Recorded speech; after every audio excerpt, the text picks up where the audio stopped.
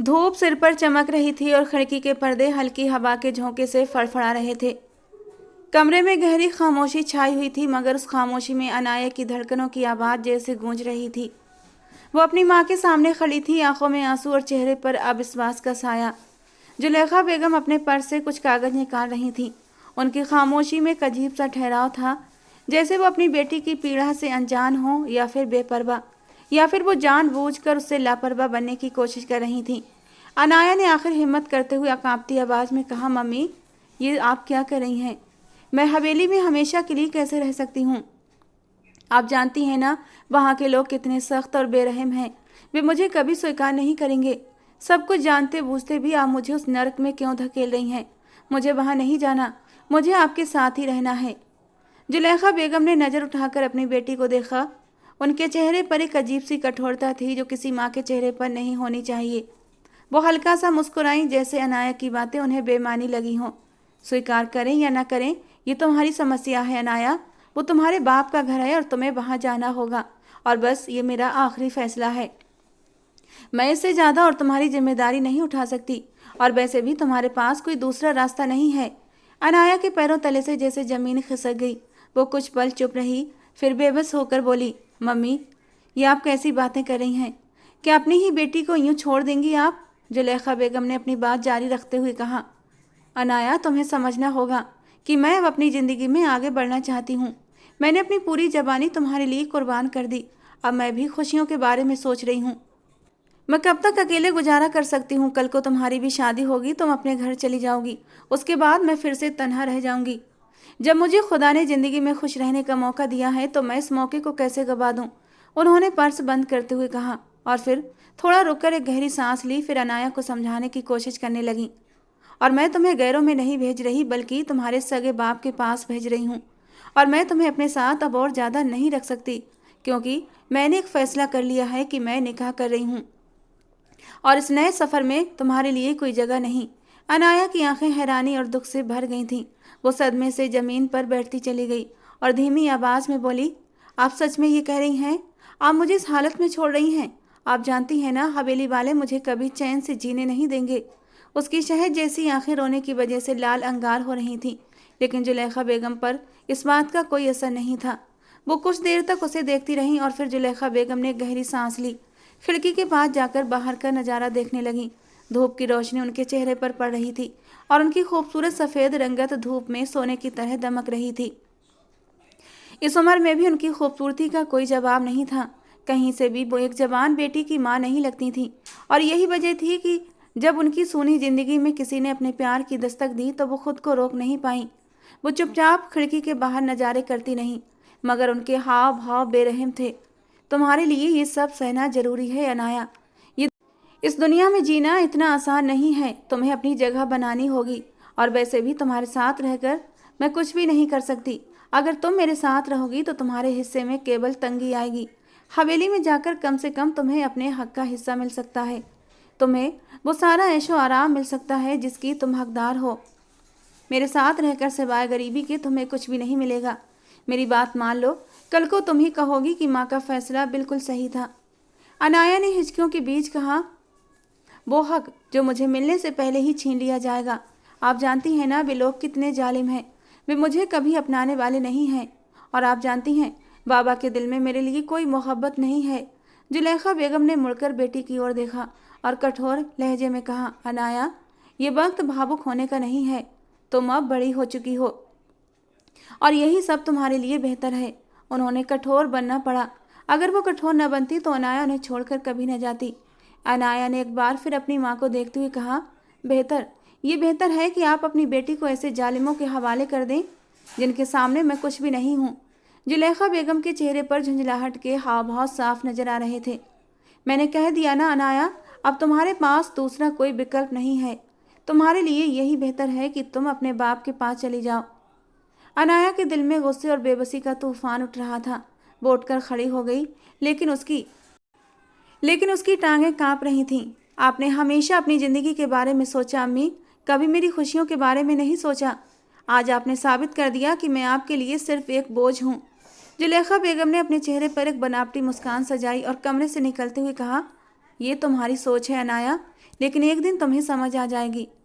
सुबह का समय था। धूप खिड़की के शीशों से रास्ता बनाते हुए कमरे को अपनी रोशनी से भर रही थी, लेकिन अनाया की दुनिया में रोशनी का कोई नामो निशान नहीं था। उसकी आंखें रात भर रोने की वजह से सूजी हुई थीं, गालों पर आंसुओं की लकीरें सूख चुकी थीं और उसका दिल जैसे बेबसी की तीव्रता से टूटकर टुकड़े टुकड़े हो गया था। वो बिस्तर के कोने में सिमटी हुई बैठी थी, जहां उसने पूरी रात खुद को समझाने की कोशिश की थी कि शायद ये सब एक बुरा सपना हो, लेकिन हकीकत के तेज धार शब्द उसके कानों में गूंज रहे थे। अब तुम्हें अपने बाप के घर जाना होगा। मैं अब और ज़्यादा तुम्हारी जिम्मेदारी नहीं उठा सकती। मुझे अपने लिए भी कुछ सोचना है, अपनी ज़िंदगी में आगे बढ़ना है और तुम मेरी खुशियों में रुकावट हो। एक गहरी सांस के साथ वो बिस्तर से उठी, लेकिन उसकी टांगें अब भी धीरे धीरे कांप रही थीं। अचानक उसे बाहर से अपनी माँ की ऊंची आवाज़ सुनाई दी, अनाया बाहर आओ। वो चौंक गई। उसकी माँ की आवाज़ में हमेशा एक नरम ममता हुआ करती थी, लेकिन आज ये आवाज़ ठंडी और बेगानी सी थी। अनाया ने धीरे से दरवाज़ा खोला, लिविंग रूम की तरफ कदम बढ़ाए। सामने का नज़ारा देखकर उसके कदम वहीं जम गए। जुलेखा बेगम एक कुर्सी पर बैठी थीं।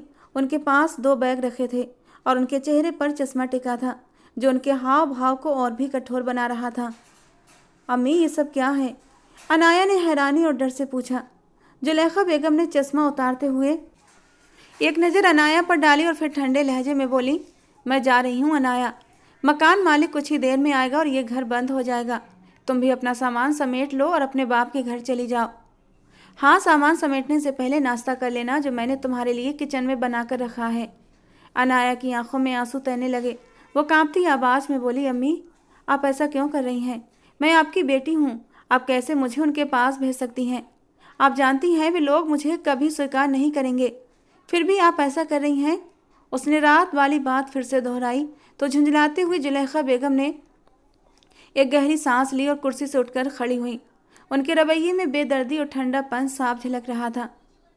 अनाया, बार बार एक ही बात बोलकर तुम मुझे मेरे फैसले से हटा नहीं सकती, और मेरी बात अपने दिमाग में अच्छे से बिठा लो। ये दुनिया भावनाओं से नहीं चलती। मैंने अपनी पूरी ज़िंदगी तुम्हारे लिए खर्च कर दी। अब मुझे अपनी खुशियों के बारे में भी सोचना है, और मैंने फैसला कर लिया है कि मैं निकाह कर रही हूँ और तुम्हारे लिए अब मेरे पास समय नहीं। अनाया के दिल पर ये शब्द तेज खंजर की तरह लगे। वो अविश्वास से अपनी माँ को देख रही थी। अम्मी, एक ऐसी खुशी है जो अपनी औलाद को छोड़कर हासिल की जाती है। आपको पता है, बाबा के घर में मेरी कोई जगह नहीं। वे मुझे जिंदा मार डालेंगे। मैं वहाँ कैसे रहूँगी? जुलेखा बेगम ने अपनी घड़ी पर समय देखा और लापरवाही से कंधे उचकाए। तुम्हारा मसला है अनाया, मेरा नहीं।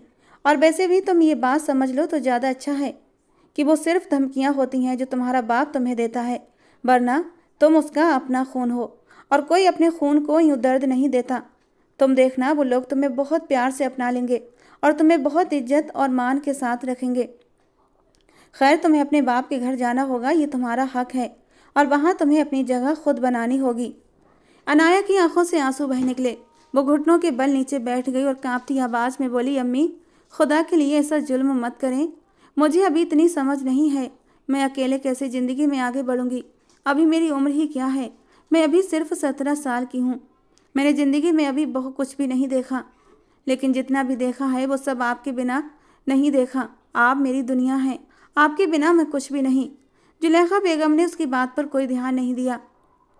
वो आईने के सामने जाकर अपने बाल ठीक करने लगी, जैसे उनकी बेटी का दर्द उनके लिए कोई मायने न रखता हो। अनाया, ज़िंदगी में कभी भावुक फैसले मत लेना। ये दुनिया बहुत बेरहम है और तुम्हें ये सीखना होगा कि इसमें कैसे जिया जाए। अनाया ने बेबसी से अपनी माँ की ओर देखा। वो उठकर उनके पास आई और उनका हाथ थाम लिया। मैंने हमेशा आप पर गर्व किया। मैं सबसे कहती थी मेरी माँ दुनिया की सबसे अच्छी माँ है, और आज आप मुझे इस तरह छोड़कर जा रही हैं। आप जानती हैं, बाबा के घर में मुझे कोई स्वीकार नहीं करेगा। वे लोग तो मुझे अपनी जायदाद के दुश्मन समझते हैं। जुलेखा बेगम ने अपना हाथ झटक दिया और पर्स से कुछ पैसे निकाल कर अनाया की तरफ बढ़ा दिए। ये लो, ये पैसे काफ़ी होंगे। एक बस पकड़ो और वहाँ चली जाओ। और हाँ, मुझे अब और किसी नाटक की ज़रूरत नहीं है। मैंने अपना फैसला कर लिया है। अनाया की आंखों में गहरी बेबसी उभर आई। वो पीछे हट गई, दीवार के सहारे खड़ी हो गई। उसके चेहरे पर गुस्सा, दुख और अविश्वास के भाव साफ झलक रहे थे। ऐसा नहीं होता अम्मी। माँ अपने बच्चों के लिए दुनिया से लड़ती है, उन्हें यूँ बेसहारा नहीं छोड़ती। जुलेखा बेगम ने उसकी बात पर कोई जवाब नहीं दिया।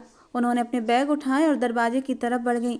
दरवाजे के करीब पहुंचकर उन्होंने एक पल के लिए रुककर कहा, जिंदगी तुम्हें बहुत कुछ सिखा देगी अनाया, और याद रखो मैंने जो कुछ भी किया है वो तुम्हारे भले के लिए किया है। अनाया बस उनकी पीठ को देखती रह गई। वो बेजुबान चीख रही थी जैसे कोई उसे अंदर से चीर रहा हो। उसने अपने हाथों से अपना चेहरा ढक लिया और उसकी आंखों से आंसू खामोशी से बहने लगे। जुलेखा बेगम दरवाजे से बाहर निकल गईं और उनके कदमों की आवाज़ धीरे धीरे ख़त्म हो गई। कमरे में गहरी खामोशी थी। सिर्फ दीवार पर लटकी घड़ी की टिक टिक बाकी थी जो समय के गुजरने का एहसास करा रही थी। लेकिन अनाया के लिए वक्त जैसे थम गया था। अनाया दीवार के सहारे बैठी रही। आंखों से बहते आंसू उसके गालों को भिगो रहे थे, लेकिन वो खामोश थी। अंदर एक तूफान मच रहा था, मगर बाहर पूरी तरह शांति थी। जमीन पर पड़े नोट जैसे उसकी बेबसी का मजाक उड़ा रहे थे। काफ़ी वक्त बीत गया और फिर जैसे किसी ने उसे झकझोर कर जगाया हो, उसने गहरी सांस ली और हाथ बढ़ाकर उन नोटों को उठाया। वो उन्हें मुट्ठी में दबाए खोई हुई नज़रों के साथ अपने कमरे में चली गई। वो कमरा जो कभी उसके सुकून की जगह था, आज अजनबी लग रहा था। वो धीरे धीरे अपना सामान बांधने लगी। एक छोटा सा बैग जिसमें कुछ कपड़े और ज़रूरी चीज़ें डालनी थीं। उसके हाथ कांप रहे थे, लेकिन चेहरे पर अब कोई हिचकी नहीं थी। शायद आंसू ख़त्म हो चुके थे या दिल की तकलीफ़ इतनी बढ़ चुकी थी कि भावनाएं भी थक गई थीं। वो जानती थी अब उसे हर हाल में अपनी माँ के फैसले को कबूल करना होगा। जब सब कुछ तैयार हो गया तो उसने अलमारी के अंदर एक आखिरी नज़र डाली। वहाँ कुछ किताबें रखी थीं जो उसके बचपन की यादें थीं। वो पल भर के लिए रुकी, लेकिन फिर जैसे खुद को ज़बरदस्ती पीछे खींचा और एक बड़ी सी चादर अपने चारों ओर लपेट ली। उसकी आंखें अब भी नम थीं, लेकिन वो मजबूत दिखने की कोशिश कर रही थी। घर से बाहर कदम रखते हुए उसके दिल में गहरी टीस उठी। ये वही दरवाज़ा था जहाँ से वो रोज़ स्कूल के लिए खुशी खुशी निकला करती थी। ये वही गली थी जहाँ वो अपनी माँ के साथ हंसते हंसते चलती थी। आज वही गली, वही दरवाज़ा, वही घर उसे अजनबी और भारी लग रहा था। वो तेज़ी से चलते हुए गली पार कर गई, जैसे ये जगह उसे कैद करने की कोशिश कर रही हो। वो बस स्टॉप पर पहुंचने में उसे काफ़ी वक्त लगा। रास्ते में हर पल उसका दिल जैसे भारी होता जा रहा था। उसने बस के पास जाकर गांव का नाम बताया और खामोशी से अंदर जाकर बैठ गई। सीट पर बैठते ही उसकी आंखें भर आईं, लेकिन उसने जल्दी से चादर के पल्लू से अपने आंसू पोंछ लिए। वो नहीं चाहती थी कोई उसकी कमजोरी देखे। बस के चलते ही उसके दिल में एक अजीब सी बेचैनी ने जगह ली। वो खिड़की से बाहर देख रही थी, लेकिन उसकी सोचें कहीं और थीं। वो बार बार अपनी माँ के शब्दों को याद कर रही थी, ये सब तुम्हारे भले के लिए है अनाया। लेकिन क्या वो सचमुच उसके भले के लिए था? क्या उसकी माँ के पास कोई और रास्ता नहीं था? उसके दिल में सवालों का तूफान उठ रहा था। वो खुद को समझाने की कोशिश कर रही थी कि शायद उसकी माँ के पास वाकई कोई और रास्ता नहीं था।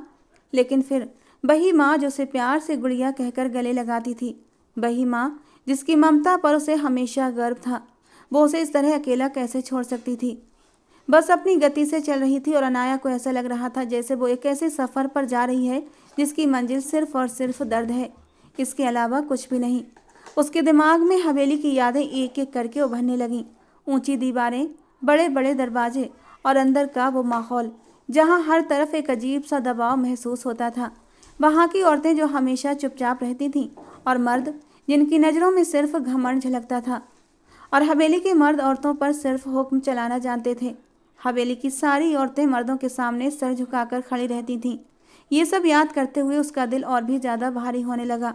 वो महीने में 2 दिन वहाँ बिताती थी और वे 2 दिन उसे किसी कयामत से कम नहीं होते थे। उसे याद आया कैसे वो हर वक्त किसी न किसी पाबंदी में बंधी रहती थी। ये मत करो, वो मत पहनो, यहाँ मत जाओ, वहाँ मत जाओ। वो सोच रही थी अगर 2 दिन का ये हाल था तो अब हमेशा के लिए बाहर रहना कैसा होगा। बस की खिड़की से बाहर के दृश्य बदलते जा रहे थे। शहर की इमारतें पीछे छूट चुकी थीं और अब खेत और पेड़ों की कतारें दिखने लगी थीं। ये सब देखकर उसे एहसास हुआ कि वो गांव की सीमा में घुस चुकी है। उसका दिल जोर जोर से धड़कने लगा। आखिरकार बस एक जगह आकर रुक गई। ड्राइवर ने ऐलान किया कि आखिरी स्टॉप है। अनाया ने अपनी चादर ठीक की और बैग को कंधे पर टांग लिया। उसके कदम भारी लग रहे थे, लेकिन वो धीरे धीरे बस से नीचे उतर आई। सामने कच्ची सड़क थी जिसके दोनों ओर खेत फैले हुए थे। कुछ दूरी पर हवेली के ऊंचे मीनार नजर आ रहे थे। उसने गहरी सांस ली और अपने कदम आगे बढ़ाए। दिल ही दिल में वो अपनी माँ को याद कर रही थी, शायद किसी चमत्कार की उम्मीद में कि वो उसे आकर रोक लेंगी। लेकिन ऐसा कुछ भी नहीं हुआ। जब वो हवेली के करीब पहुंची तो उसके दिल की धड़कन और भी तेज हो गई। बड़े दरवाजे के पास पहुंचकर वो ठहर गई। ये वही दरवाजा था जो हमेशा उसके लिए बंद जैसा महसूस होता था, भले ही वो खुला रहता था। अंदर जाने के लिए उसने कदम आगे बढ़ाए, लेकिन एक पल के लिए ठटकी। वहां खड़े दो नौकरों ने उसे देखा और तुरंत पहचान लिया। एक ने आगे बढ़कर दरवाजा खोला और उसे अंदर जाने का इशारा किया। अंदर कदम रखते ही उसे वही पुराना एहसास हुआ, एक अजीब सी ठंडक और बेगानापन। अंदर एक बड़ा आंगन था जिसके बीच में एक बड़ा सा फव्वारा चल रहा था, लेकिन ये दृश्य भी उसके दिल को कोई सुकून न दे सका। अनाया ने गहरी सांस ली, जैसे अपने दिल की धड़कनों को काबू में करने की कोशिश कर रही हो। उसके कदम धीरे धीरे हवेली के बड़े भारी दरवाजे की ओर बढ़ रहे थे।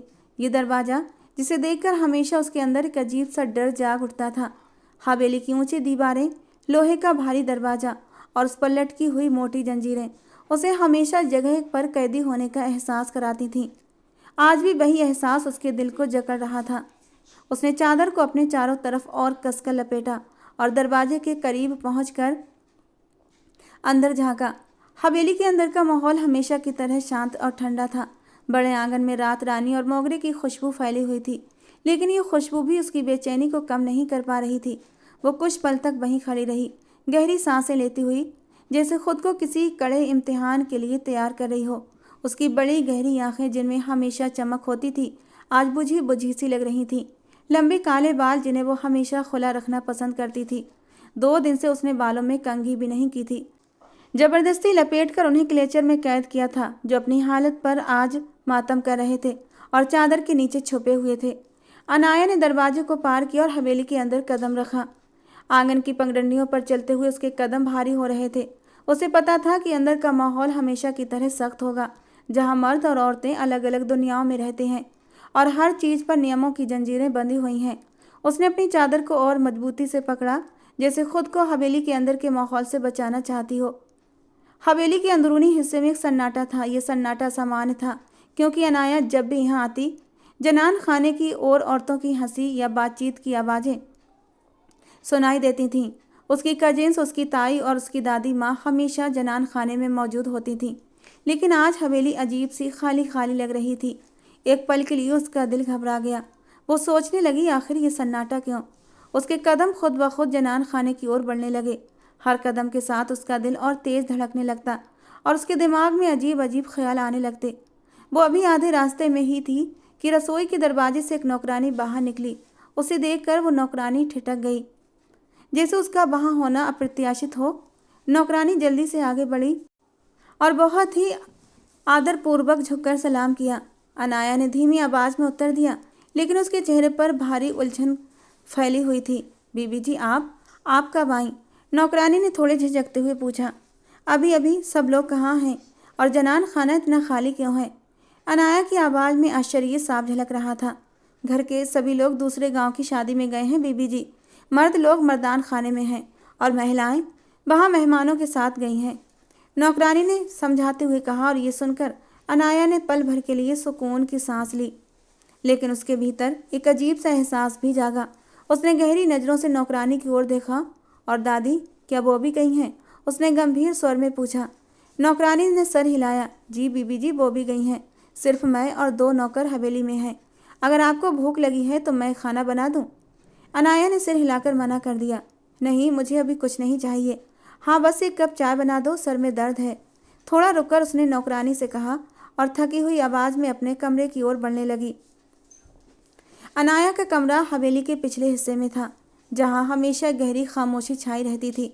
उसने दरवाज़ा खोला और अंदर कदम रखा। साफ सुथरा कमरा था, लेकिन हमेशा की तरह ठंडा और अजनबी सा महसूस हो रहा था। उसने अपनी चादर एक ओर रख दी और बिस्तर पर बैठ गई। उसकी आंखों में आंसू भर आए, लेकिन वो रोई नहीं, बस शून्य भरी निगाहों से कमरे की दीवारों को ताकती रही। यही वो जगह थी जहां उसने अपने बचपन के कई दिन बिताए थे, लेकिन उन दिनों की यादें भी कड़वी थीं। हवेली की हर दीवार, हर चीज़ जैसे उसकी यादों की गवाह थी।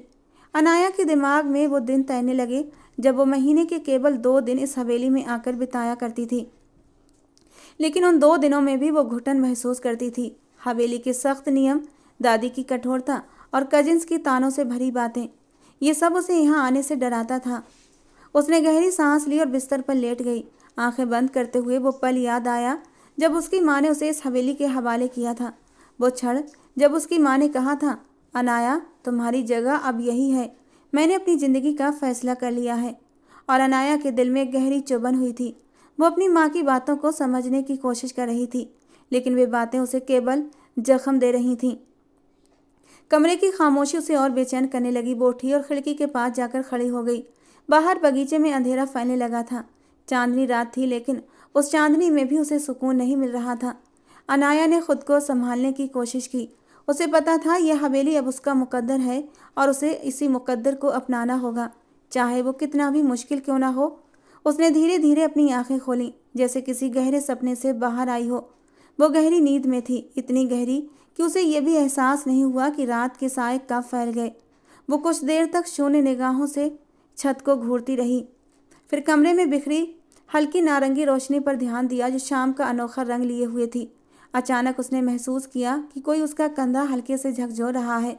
वो चौंक कर उठी और देखा कि एक नौकरानी झुककर आदरपूर्वक उसे जगा रही थी। बीबी जी, बाबा साईं ने आपको तुरंत बुलाया है।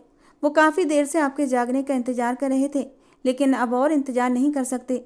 नौकरानी की आवाज़ में हल्की घबराहट थी, जैसे देर हो जाने का डर उसे भी सता रहा हो। अनाया ने आंखें मलते हुए घड़ी की ओर देखा। रात के 9 बज चुके थे। वो हैरान रह गई, उसे इतनी देर तक नींद कैसे आ गई। फिर याद आया कि वो पूरी रात जागती रही थी। अपनी माँ की बातें, हवेली के दिन और इस नए हालात का डर, इन सब ने उसे सारी रात तड़पाया था। वो करवटें बदलती रही, कभी अपने आंसू पोंछती, कभी अपने दिल को दिलासा देने की नाकाम कोशिश करती। यही वजह थी जब वो आखिरकार सोई तो गहरी नींद में डूब गई थी, जैसे उसके शरीर और आत्मा दोनों को सुकून की ज़रूरत थी। वो बिस्तर से उठी और नौकरानी को हाथ से रुकने का इशारा करते हुए कहा, ठीक है, मैं अभी आ रही हूँ।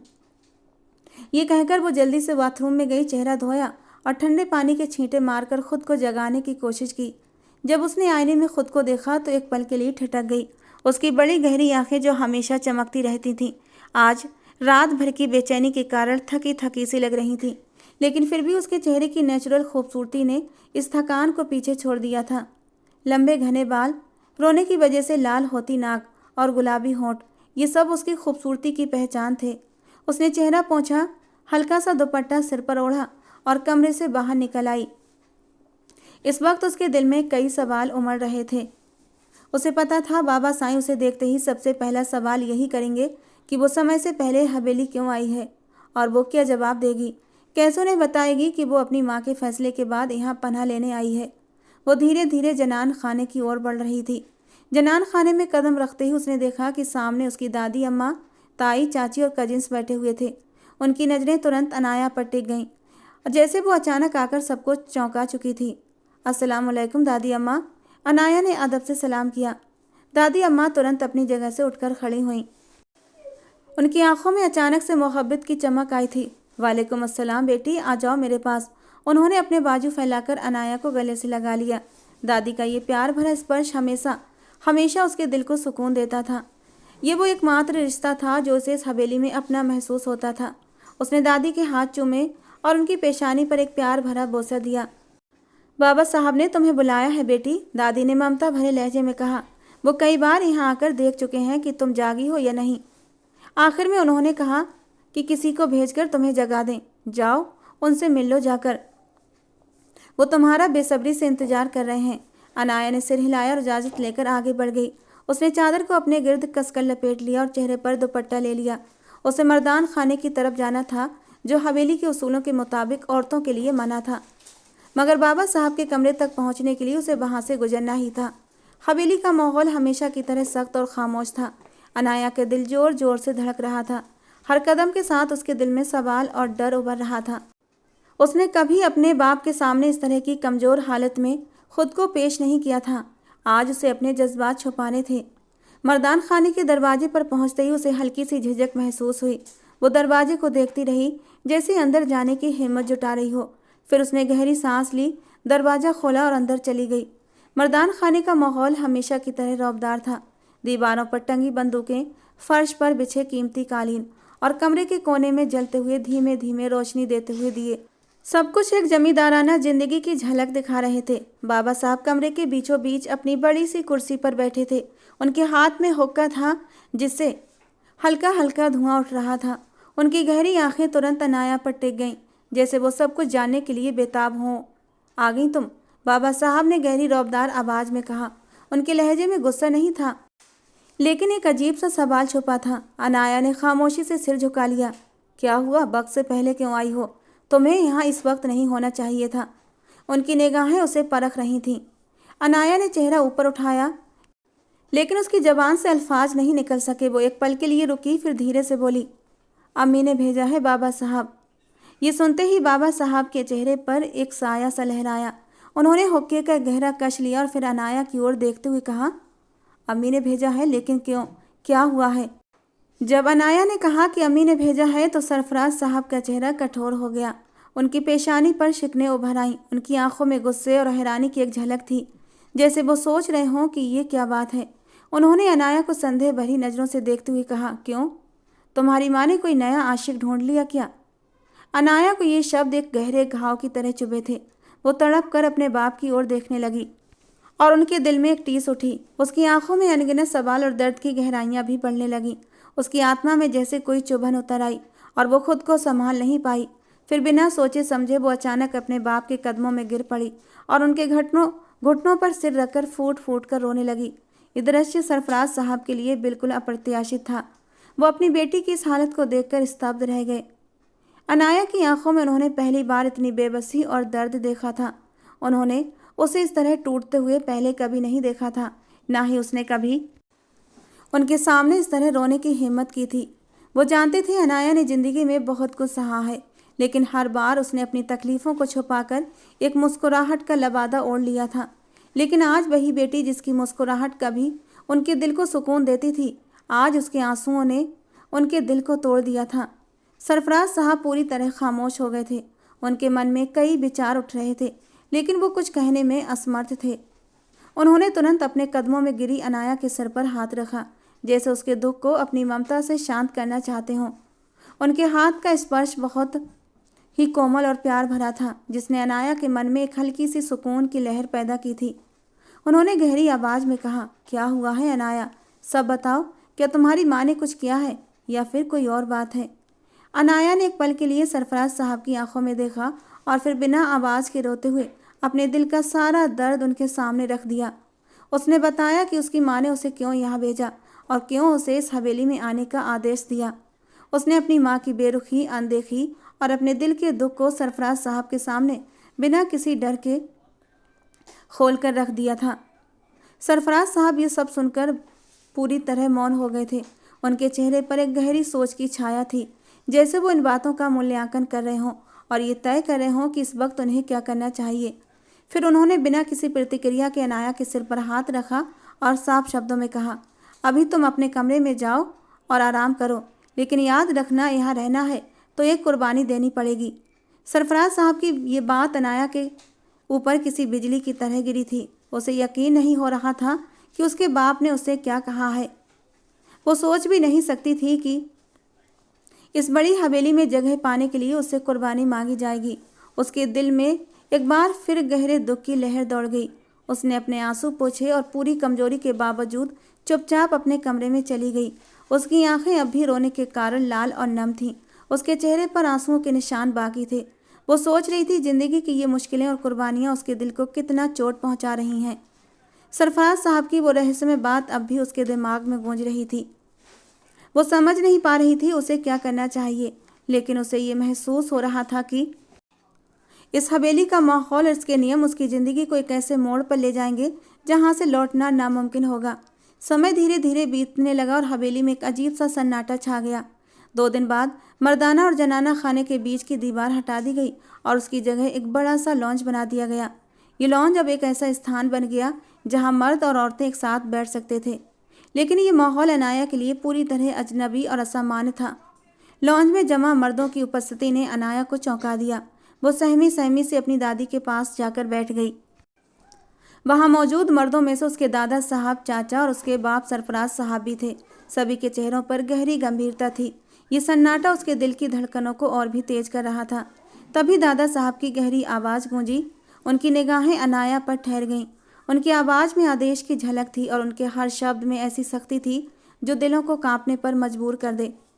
हमें सरफराज ने बताया कि तुम्हारी माँ ने क्या किया है, लेकिन हमें इससे कोई मतलब नहीं। उसने जो किया सही किया। लेकिन अनाया खान, अगर तुम्हें इस हवेली में रहना है तो हमारी एक शर्त माननी होगी। इस शर्त को हर हाल में मानना पड़ेगा, वरना हवेली के दरवाजे तुम्हारे लिए हमेशा खुले हैं। दादाजी की बात पर अनाया का दिल परेशान हुआ। वो कौन सा फैसला करने वाले थे वो समझ नहीं पा रही थी। लेकिन दादाजी के अगले शब्दों ने उस पर एक कयामत तोड़ी। जब दादाजी ने कहा, बज़दान खान, तुम बज़दान खान की दुल्हन बनोगी। और ये सुनकर मासूम सी 17 साल की अनाया का दिल कांप उठा था। वो पत्थर दिल, हट्टी कट्टी रौबदार पर्सनालिटी का मालिक बज़दान खान। उसकी आंखों के सामने उसका चेहरा लहराया था। चेहरे पर हर वक्त गुस्सा ठहरा रहता था। उसे देखकर तो अनाया डर के मारे कांपने लगती थी। उसके साथ शादी, उसने ज़ोर ज़ोर से नामे सर हिलाना शुरू कर दिया। लेकिन जब बज़दान खान उसके सामने आकर खड़ा हुआ तो एक पल के लिए उसकी सांसें रुक गई थीं। दोस्तों, कहानी के अगले भाग के लिए हमारे चैनल के साथ जुड़े रहें। कहानी का अब तक का ये भाग आपको कैसा लगा कमेंट बॉक्स में ज़रूर बताना। मिलते हैं दोस्तों कहानी के अगले भाग के साथ।